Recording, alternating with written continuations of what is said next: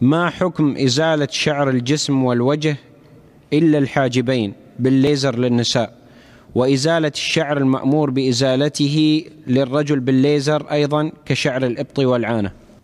أولا، هل يجوز للمرأة أن تزيل شعر الوجه وشعر البدن؟ نقول: أما شعر الحاجبين فلا يجوز للمرأة أن تزيله ولا أن تخففه، بل تبقيه على ما خلقه الله عليه، ما لم يخرج عن حد الخلقة المعتادة. فإن خرج عن حد الخلقة المعتادة كأن طال حتى أصبح يقع في العين، أو أصبح مشوها للوجه، وليس هذا مما هو في خلقة النساء، فإنه يجوز للمرأة أن تزيل منه ما خرج عن الخلقة المعتادة، لأن هذا ليس من تغيير خلق الله للحسن، وإنما من إعادة الخلقة إلى أصلها. وأما شعر الوجه من غير شعر الحاجبين، أنه يجوز للمرأة أن تزيل شعر الوجه الذي ينبت في غير الحاجبين، فإن الأصل في خلقة المرأة ألا ينبت الشعر في وجهها، فإذا نبت فلها أن تزيله. وأما شعر بقية الجسد فلها أن تزيله. بقي سؤال، وهو: هل يجوز لها أن تزيل هذا الشعر عند غيرها من النساء؟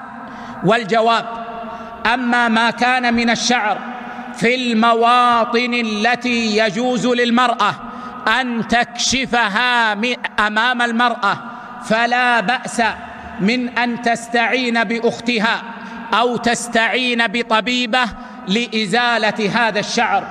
أما الشعر الذي ينبت في الأماكن التي لا يجوز لها أن تكشفها أمام النساء، فإنه لا يجوز لها أن تستعين بمن يزيل هذا الشعر، لأن هذا ليس من باب الدواء الذي يجوز معه كشف العورة، وإنما هذا من باب تحسين الخلقة، وباب تحسين الخلقة ليس من الدواء. ولذلك نقول إنه لا يجوز للمرأة أن تزيل الشعر النابت على ما لا يجوز كشفه أمام النساء بالليزر، لأن إزالة الشعر بالليزر لا يمكن أن تكون إلا بمعاونة غيرها.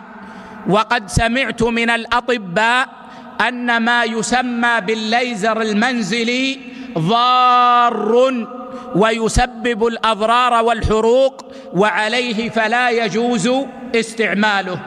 أما الشعر الذي ينبت على ما يجوز أن تكشفه المرأة أمام غيرها من النساء فلا بأس من أن تستعين بامرأة تزيل لها هذا الشعر بالليزر في العيادات ونحوها.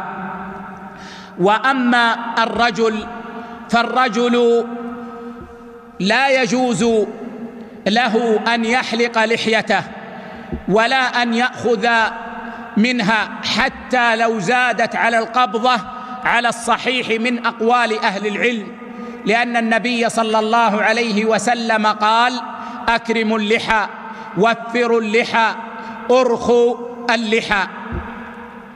وأما بقية الشعر مما لم يرد الأمر بإزالته،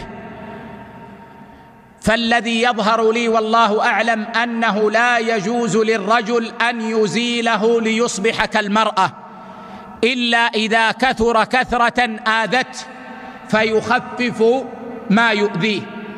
وهل يجوز للرجل أن يزيل شعر الإبطين بالليزر نعم إذا ثبت أنه لا يضره. وأما شعر العانة فلا يجوز إزالته بالليزر لما ذكرناه من تعليل فيما يتعلق بشأن النساء، والله أعلم.